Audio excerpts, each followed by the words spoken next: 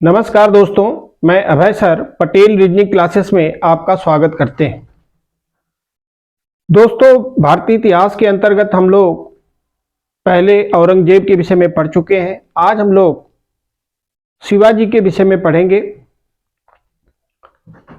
इस चैप्टर में हम लोग पहले शिवाजी के प्रारंभिक जो जीवन है उसके विषय में पढ़ेंगे। इसके बाद शिवाजी का राज्याभिषेक कब हुआ, शिवाजी का राज्याभिषेक काशी के किस ब्राह्मण ने कराया, ये भी आपको बताएंगे। शिवाजी ने अपनी राजधानी कहां पर बनाई, ये भी बताएंगे। शिवाजी ने किन किन जागीरदारों को पर आक्रमण करके उसे अपने साम्राज्य में मिलाया।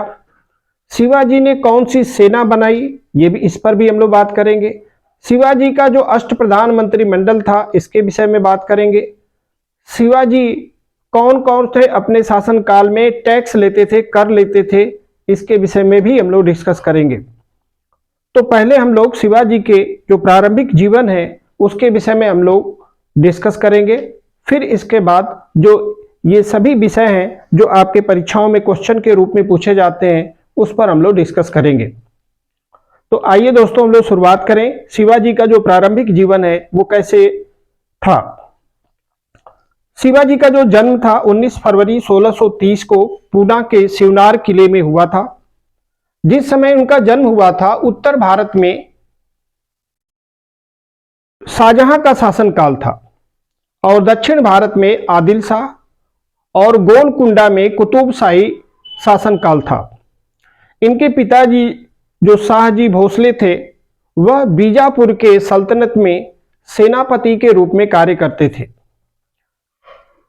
उन्हें पूना की जागीरदारी की व्यवस्था भी मिली थी। पूना की जागीर को कलेक्ट करने का उनको अनुमति दी गई थी, लेकिन यह कहा गया था कि आपको पूना में रहना नहीं है, केवल पूना की जागीर को कलेक्ट करना है।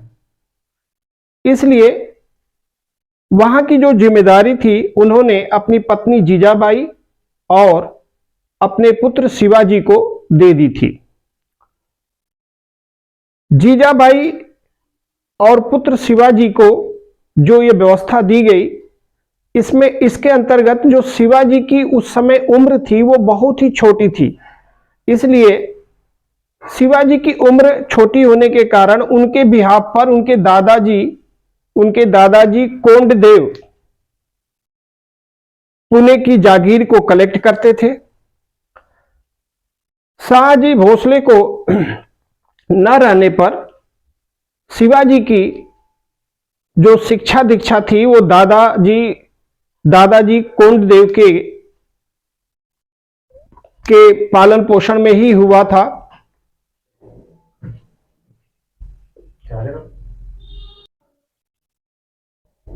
तो दादाजी कोंडदेव ने ही शिवाजी का लालन पालन किया।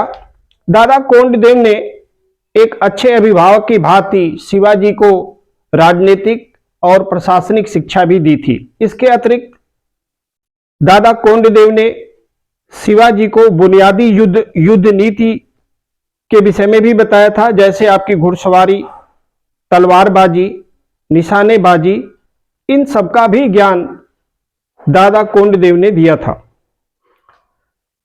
शिवाजी का बचपन से ही अपनी माता के प्रति वो समर्पित थे। इनकी माता धार्मिक प्रवृत्ति की थी। इनकी माता ने शिवाजी को तमाम ग्रंथों की शिक्षा दी थी। इनकी माता जीजाबाई रामायण, महाभारत और अन्य ग्रंथों की इनको शिक्षा दी थी। और इसके अतिरिक्त मां जीजाबाई ने इनके चरित्र के विकास के लिए भी कई प्रकार की शिक्षाएं दी थी। देखा जाए तो इनके ऊपर इनके गुरु रामदास का भी प्रभाव था। तो यहां से आपको एक क्वेश्चन मिल जाएगा कि शिवाजी के गुरु कौन थे। तो गुरु रामदास शिवाजी के कौन थे? गुरु थे। इनकी माता का नाम आपको बता दिया है, माता का नाम जीजाबाई था। तो गुरु रामदास के इनके जो प्रभाव था इनके ऊपर ज्यादा पड़ा, क्योंकि गुरु रामदास इनको चरित्र विकास, मातृभूमि की रक्षा करना, साथ में मराठा शक्ति का किस प्रकार से संकलित किया जाए, मराठा शक्ति को किस प्रकार से उदय किया जाए, इसकी शिक्षा गुरु रामदास ने दिया था।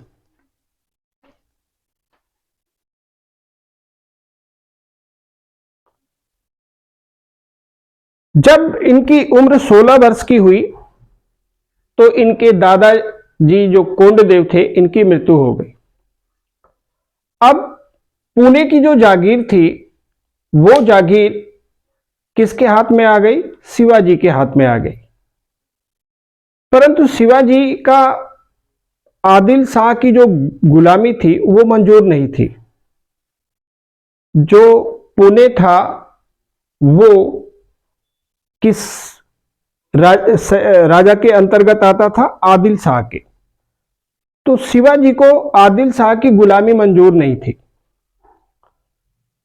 वह बीजापुर के शासक आदिल शाह का जो शासन काल था उससे वो खुश नहीं थे। शिवाजी अवसर की तलाश में थे कि कब ऐसा अवसर आए जब आदिल शाह की गुलामी से मुक्ति पा लिया जाए, और ये अवसर उन्हें मिला भी। कैसे अवसर मिला? शिवाजी को ये अवसर तब मिला जब आदिल शाह की तबीयत खराब हो गई। जब आदिल शाह की तबीयत खराब हुई तो उस समय उनके शासन में राजनीतिक उथल पुथल तेजी से बढ़ने लगी। जब राजनीतिक उथल पुथल बढ़ने लगी तो इस अवसर का लाभ उठाते हुए शिवाजी ने तुरंत जो है तोरण के किले पर, किस पर? तोरण, याद रखेंगे कि बीजापुर के शासक जो आदिल शाह थे, आदिल शाह के किस किले पर पहले इन्होंने आक्रमण किया था? तो तोरण के किले पर इन्होंने आक्रमण कर दिया। अब देखिए शिवाजी के जीवन का जो टर्निंग पॉइंट है यहीं से शुरुआत होता है। शिवाजी को आज हम लोग पढ़ रहे हैं, शिवाजी के विषय में आज हम लोग क्वेश्चन के रूप में भी बहुत सारी चीजें हम आपको बताएंगे। तो जो ये शुरुआत होती है उनके जीवन की वो यहीं से होती है कि शिवाजी सबसे पहले आदिल शाह के किस किले पर आक्रमण किया था? तो तोरण के किले पर आक्रमण किया था। तो जैसे ही तोरण के किले पर उसने आक्रमण किया, इसके लिए शिवाजी को एक छोटी सेना ने सहयोग दिया था। उस छोटी सेना का नाम क्या था ये भी याद रखेंगे। ये सभी क्वेश्चन आपके इंपॉर्टेंट है जो बीच बीच में हम आपको बताते जा रहे हैं। जो जिस सेना को लेकर के, जिस सेना ने इनको सहयोग दिया था शिवाजी को, उस सेना का नाम क्या था? मावल। मावल एक क्षेत्र था, एक एरिया थी। मावल के लोग, देश प्रेम की भावना उन लोगों में बहुत ज्यादा थी। आदिल शाह के वो लोग विरोधी थे, आदिल शाह के शासन काल से खुश नहीं थे। तो जो मावल क्षेत्र के लोग थे उनकी भावनाओं को समझते हुए शिवाजी उन लोगों को धीरे धीरे संगठित करने लगे, और संगठित करते हुए एक सेना बनाई जिस सेना का नाम क्या था? मावल। तो तोरण पर आक्रमण के समय किस सेना ने सहयोग दिया था? मावल की सेना ने सहयोग किया था। तोरण के किले पर जब इन्होंने आक्रमण किया तो यहां पर इनको सफलता मिल गई, और तोरण के किले से बहुत सारा खजाना इनको मिला। कई जगह पर इतिहासकार ये लिखते हैं कि करोड़ों की संपत्ति शिवाजी के हाथ मिल गई। जब एक बड़ी संपत्ति शिवाजी को मिल गई तो धीरे धीरे वो अपनी सेना को और संगठित करने लगे, और संगठित करते हुए अब और किलों पर, जो आदिल शाह के और किले थे उन पर भी उन्होंने आक्रमण किया, और उन पर विजय प्राप्त की। तो कौन कौन से और किले? पुरंदर का किला इन्होंने जीता। और कौन किला जीता? कोडना भी इंपॉर्टेंट था, ये किला भी उन्होंने जीत लिया। वारामती का भी किला इन्होंने जीता। ये सभी जो किले थे वो आदिल शाह के बहुत महत्वपूर्ण किले थे, जहां से उसकी शासन व्यवस्था चलती थी। ठीक है। चाकन का एक किला था, चाकन।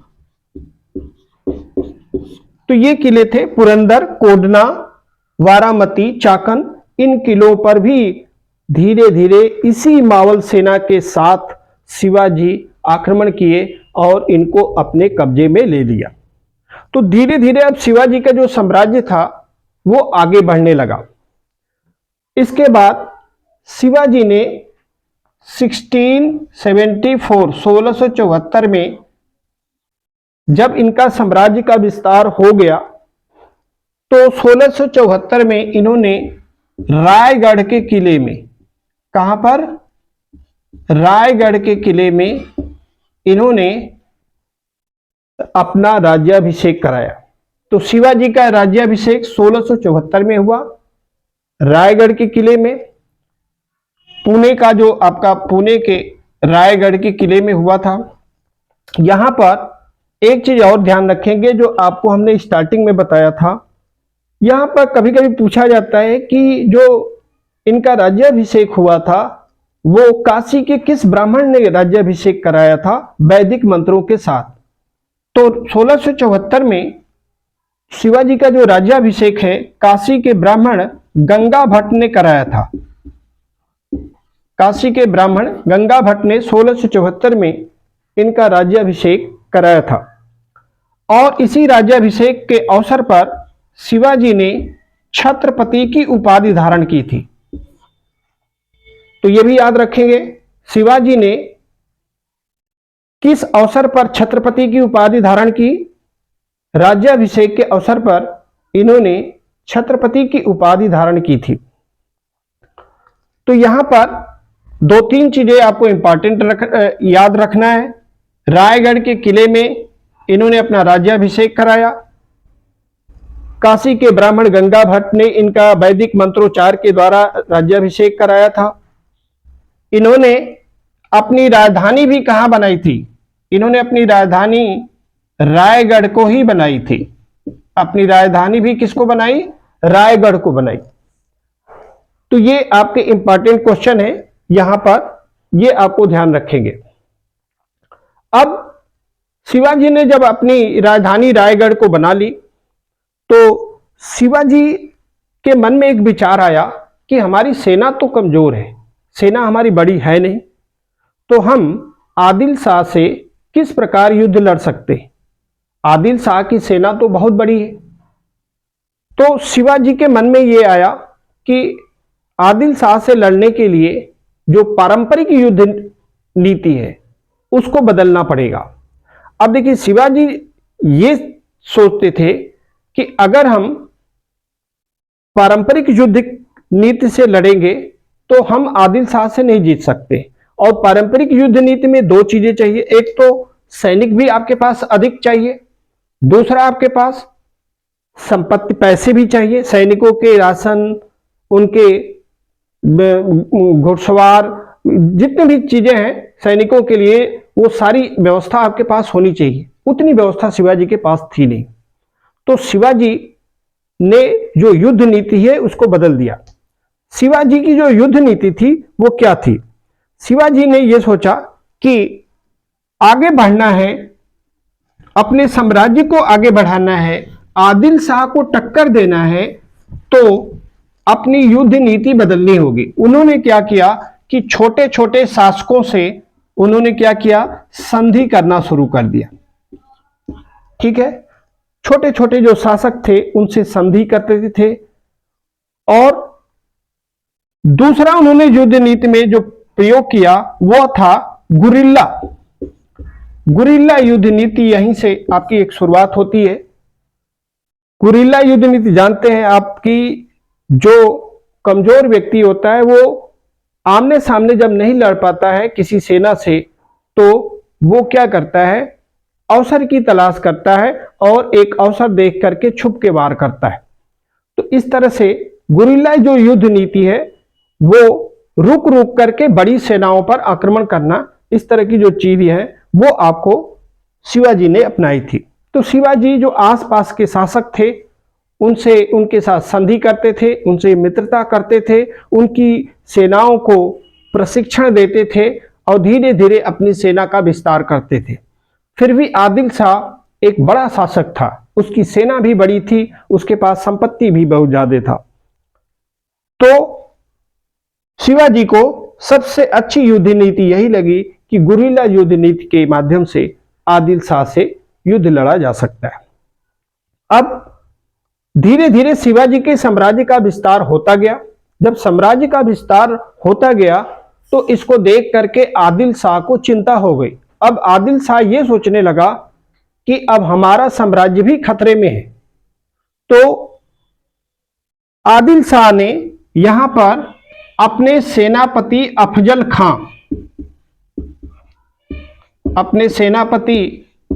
अफजल खां के नेतृत्व में 20,000 सैनिकों को लेकर के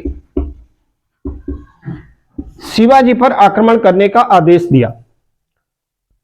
इतिहासकार लिखते हैं कि अफजल खां एक बहुत ही निर्दयी और क्रूर सेनापति था। वह किसी भी प्रकार की रियायत अपने अपोजिट, विरोधी जो सेना है, उसको नहीं देता था। इसीलिए आदिल शाह ने अफजल खां को शिवाजी को से युद्ध लड़ने, शिवाजी को मारने के लिए 20,000 सैनिकों के साथ भेजा। अब शिवाजी की सेना कमजोर थी। शिवाजी अपनी युद्ध नीति बदल चुके थे। शिवाजी जानते थे कि इतनी प्रशिक्षित सेना के साथ हम नहीं लड़ सकते, हमारी इतनी बड़ी सेना नहीं है। शिवाजी ने क्या किया कि जैसे ही अफजल खां ने शिवाजी पर आक्रमण किया, शिवाजी भागकर प्रतापगढ़ के किले में वहां पर जा करके छिप गए। मीन्स अपनी जो सेना थी उस सेना को लेकर के कहां पर, प्रतापगढ़ के किले में खड़े हो गए। अब जब अफजल खां और शिवाजी दोनों कुछ दूरी पर, अफजल खां और प्रतापगढ़ के किले में शिवाजी के सैनिक और शिवाजी थे, लेकिन कोई भी आगे बढ़ करके युद्ध नहीं कर रहा था। यहां पर लगभग 2 महीने बीत गए, लेकिन दोनों सेनाओं के बीच कोई युद्ध नहीं हुआ। तो अफजल खां ने शिवाजी को निमंत्रण दिया कि आइए हम लोग बात कर लेते हैं और बात करके अपनी समस्याओं को सुलझा लेते हैं। शिवाजी ने इस निमंत्रण को स्वीकार किया, लेकिन अफजल खां के एक क्रूर सेनापति था। शिवाजी जानते थे कि अफजल खां कोई न कोई ऐसी रणनीति बना रहा होगा जिसके कारण वो हमें नुकसान पहुंचा सके। शिवाजी इस रणनीति को जानते थे। अफजल खां के कभी भी किसी भी जो अपोजिट राजा होता था या अपोजिट सेना थी, उसके प्रति किसी भी प्रकार की उसको दया नहीं होती थी। शिवाजी ने निमंत्रण स्वीकार कर लिया। जब शिवाजी और अफजल खां दोनों आपस में मिले तो अफजल खां ने शिवाजी को गले मिलने के लिए, शिवाजी से गले मिलने के लिए कहा कि अब हम लोग जो दुश्मनी है उसको भुला देंगे और संधि कर लेंगे। शिवाजी से जैसे ही गले मिला, वैसे ही पीछे से खंजर निकाल करके शिवाजी के पीठ पर वार कर दिया। लेकिन शिवाजी उसकी रणनीति को पहले से समझते थे, जानते थे उसके स्वभाव को। शिवाजी एक लोहे का कवच पहन कर गए थे। लोहे का जब कवच पहन के गए थे तो जैसे ही अफजल खां ने आक्रमण किया और आक्रमण करने के बाद जोर से हंसने लगा। उसको यह लगा कि अब हमने सफलता प्राप्त कर ली है, शिवाजी को हमने मार दिया है। लेकिन शिवाजी क्या थे? लोहे के कवच पहने हुए थे। जो लोहे के कवच पहने हुए थे, पीठ पर वार करने के कारण शिवाजी के ऊपर कोई असर नहीं पड़ा और शिवाजी ने एक नए शस्त्र को आविष्कार किया था। वो आप शस्त्र, इस पर भी कई बार परीक्षाओं में पूछा गया है। तो शिवाजी वाघ नाक हाथ में पहनने वाला एक शस्त्र होता था जो लोहे का होता था, नुकीला होता था। हालांकि दोनों लोग मिलने के समय, शिवाजी और अफजल खां जब दोनों लोग मिले तो उससे पहले यह शर्त रखी गई थी कि दोनों लोग बिना अस्त्र शस्त्र के मिलेंगे। मीन्स दोनों लोगों के पास किसी प्रकार का शस्त्र नहीं होगा। दोनों लोगों को पता था कि इसमें से कोई भी विश्वासघात कर सकता है, तो बिना शस्त्र के मिलने का था। लेकिन यहां पर विश्वासघात किसने किया? अफजल खां ने। वो छुपा करके वो ले गया था चाकू और पीछे से वार किया। यहां पर शिवाजी भी वाघ नाक मीन्स अंगुली में पहनने वाला एक नुकीला लोहे का एक शस्त्र था, उससे उन्होंने अफजल खां पे वार किया और अफजल खां की वहां पर मृत्यु हो गई। इस तरह से जो अफजल खां की मृत्यु के बाद, जैसे ही अफजल खां की मृत्यु हुई उसके बाद धीरे धीरे अब शिवाजी अन्य जो किले थे या आसपास के जितने भी क्षेत्र थे सभी जगहों पर वह विस्तार करने लगे।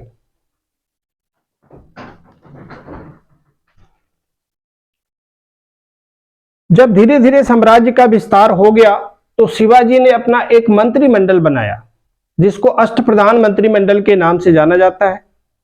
कई बार परीक्षाओं में क्वेश्चन पूछा गया है, अष्टप्रधान जो मंत्रिमंडल है इसमें नाम से पता नहीं चलता है कि इनका कार्य क्या है, तो नाम और साथ में इनका कार्य हम आपको बताएंगे कि जो अष्टप्रधान मंत्रिमंडल थे इसमें मंत्रिमंडल में किसका क्या कार्य होता था। तो पहले हम आपको बताते हैं पेशवा कौन, मंत्रिमंडल में ये कौन होते थे और इनका कार्य क्या होता था। तो पेशवा एक बड़ा पद होता था, राजा के बाद दूसरा जो बड़ा पद होता था वो पेशवा का ही होता था। तो पेशवा कौन होता था? प्रधानमंत्री होता था। इसका कार्य क्या होता था? राजा की अनुपस्थिति में राजा के जो कार्य है वो कौन करता था? पेशवा करता था। ठीक है। अब दूसरा जो इनके अष्टप्रधान मंत्रिमंडल में जो प्रमुख थे वो अमात्य, ये जो मंत्री थे इनका कार्य क्या था? तो अमात्य के जो कार्य था, इनका मुख्य कार्य पैसे के लेन देन से संबंधित था। तो एक तरह से इनको आज के समय के अनुसार वित्त मंत्री भी कह सकते हैं। तो लेखा जोखा बनाने, पैसों की लेन देन, इसके विषय में जो कार्य करते थे उनको क्या कहा जाता था? अमात्य। अगला जो बड़ा पद था वो था सुमंत का। सुमंत जो मंत्री थे इनका कार्य क्या था? तो सुमंत जो मंत्री थे वो विदेशी जो राजा होते थे उनसे संधि समझौते, उनकी सेना को संगठित करना, इस तरह का जो कार्य होता था वो सुमंत की रिस्पॉन्सिबिलिटी होती थी। तो सुमंत को आज के समय के अनुसार हम लोग क्या लिख सकते हैं? विदेश मंत्री लिख सकते हैं। मीन्स अपने राज्य से बाहर जो अन्य राजा थे उन राजाओं से संपर्क करना, संधि समझौते, उनसे विचार करना, अपनी सेना और उनकी सेना को मिलाना, इस तरह के जो कार्य होते थे वो किसके होते थे? सुमंत के होते थे। आगे पंडित राव,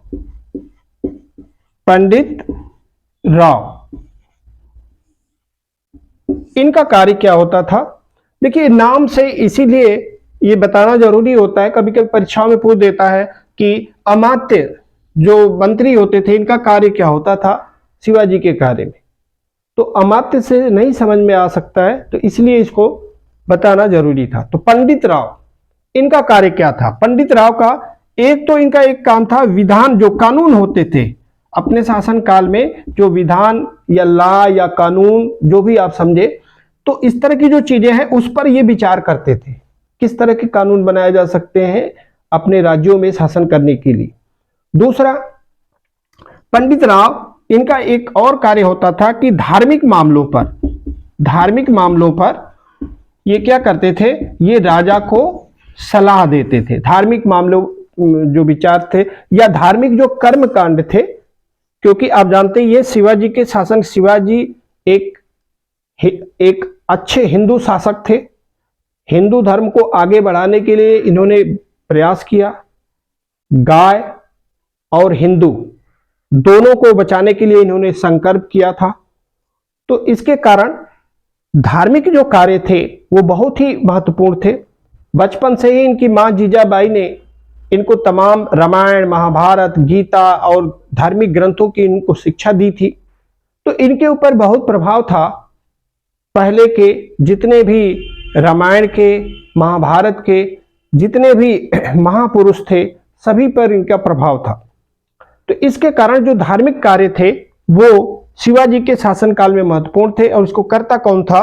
पंडित राव, जो मंत्रिमंडल में एक प्रमुख थे, वो किया करते थे। अब अगला जो पद था वाकिया नवीस। अब देखिए, ये भी नाम से पता नहीं चल सकता है कि वाकिया नवीस का कार्य क्या होता है। वाकिया नवीस ये क्या करते थे? राजा के दैनिक कार्यों में, जो राजा के जो डेली वर्क होते थे, उसका ये लेखा जोखा बनाते थे। आज के अनुसार कहें तो आप देखते हैं जो बड़ा अधिकारी होता है उसका एक पर्सनल सेक्रेटरी होता है। तो पर्सनल सेक्रेटरी का काम क्या होता है? वो अधिकारी को यह बताता है कि आपका शेड्यूल क्या है, आज का शेड्यूल क्या है, कब किससे मिलना है, वो शेड्यूल वो पर्सनल सेक्रेटरी बनाकर देता है। तो उसी तरह से वाकिया नवीस का कार्य क्या होता था? ये इसका मुख्य कार्य होता था राजा के दैनिक कार्यों का लेखा जोखा बनाना। तो वाकिया नवीस के विषय में समझ गए हैं, राजा के दैनिक कार्यों का ये लेखा जोखा बनाता था। अगला जो मंत्री होते थे व्यवहार मंत्री। व्यवहार मंत्री, इनके विषय में जान ले, इनका कार्य क्या था? इनका कार्य छोटा था। इनका मेन कार्य ये था कि जब भी राजा का दरबार आयोजन होता था, दरबार का जो आयोजन होता था जिसमें महत्वपूर्ण विषयों पर विचार किए जाते थे, तमाम मंत्री इकट्ठा होते थे, जनता भी होती थी, तो महत्वपूर्ण विषयों पर विचार करने के लिए जो दरबार का आयोजन किया जाता था, जो सभा का आयोजन किया जाता था, उसका लेखा जोखा, उसको समारोह को आयोजित करने की जिम्मेदारी किसके ऊपर होती थी? व्यवहार मंत्री के ऊपर होती थी। तो इस तरह से कुछ प्रमुख पद थे जो परीक्षाओं में क्वेश्चन के रूप में आए हैं कि इनका कार्य क्या था। तो ये आपको याद रखना है जो हमने आपको बताया। अब हमने आपको प्रारंभ में ही आपको बताया था कि शिवाजी अपने शासन काल में टैक्स लेते थे।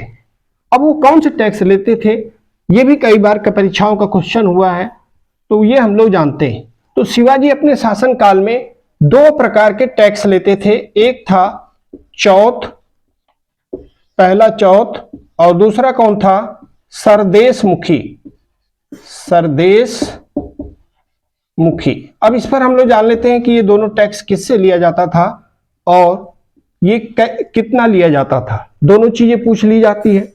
तो सबसे पहले हम लोग बात कर लेते हैं चौथ ये टैक्स किससे लिया जाता था और कितना लिया जाता था।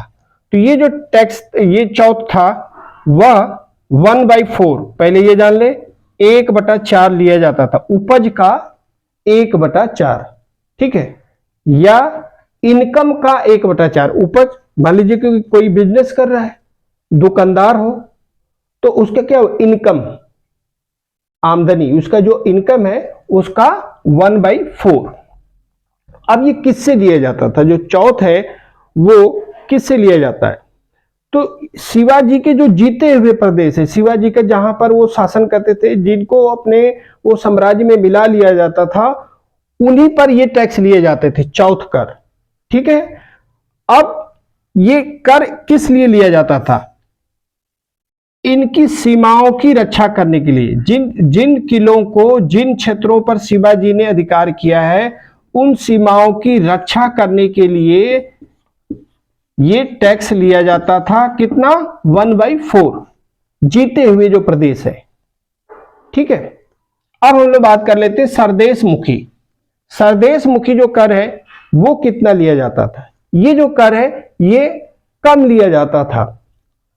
सरदेश मुखी जो कर है वो कितना लिया जाता था? 1/10, 1/10। अब ये किससे लिया जाता था ये भी जान ले। सरदेश मुखी जो कर था ऐसे शासकों से लिया जाता था जो शासक उन शिवाजी के आसपास के क्षेत्रों में थे, लेकिन शिवाजी से उनकी घनिष्ठता थी, फिर भी शिवाजी ने उनको अपने साम्राज्य में नहीं मिलाया था। वो शिवाजी के साम्राज्य से बाहर थे, वो स्वतंत्र रूप से कार्य करते थे। शिवाजी ने उन पर किसी तरह का दबाव डालकर, अपनी सेना भेजकर किसी तरह का कोई परेशान नहीं किया करते थे। तो उनसे शिवाजी ये कहते थे कि आपकी सीमाओं की सुरक्षा हम करेंगे। आप भले ही हमारे क्षेत्र में नहीं है, हमारे ऊपर आपका शासन नहीं है, हम आपके ऊपर शासन करेंगे भी नहीं, लेकिन आपकी सीमाओं की हम सुरक्षा करेंगे। हमारे सैनिक, जब कोई दूसरा राज्य आपके ऊपर आक्रमण करेगा तो हमारे सैनिक आपकी सीमाओं की सुरक्षा करेंगे। तो इस संधि के कारण उन राजाओं से जो टैक्स लिया जाता था उसको क्या कहा जाता था? सरदेश मुखी। अब सरदेश मुखी टैक्स कितना लिया जाता था? 1/10, 1/10 ये लिया जाता था। तो ये दो टैक्स थे जो शिवाजी अपने शासन काल में लिया करते थे। अब हम लोग लास्ट क्वेश्चन पे आ जाते हैं। शिवाजी की मृत्यु कब हुई और शिवाजी के बाद इनका उत्तराधिकारी कौन बना? तो शिवाजी की मृत्यु 12 अप्रैल 1680 को इनकी मृत्यु हुई। इनके बाद जो इनके उत्तराधिकारी हुए बड़े पुत्र संभाजी को बनाया गया। तो आगे की जो चीजें हैं वो हम लोग संभाजी और अन्य पेशवाओं के विषय में हम लोग आगे पढ़ेंगे। साथ में यूरोपीय कंपनियां जो कैसे भारत में आई, किस तरह से भारत में उनका साम्राज्य था, शिवाजी का साम्राज्य उस समय कैसे चलता था यूरोपीय कंपनियों के साथ में, ये भी सारी चीजों पर हम लोग बात करेंगे। तो थैंक यू दोस्तों, जय हिंद।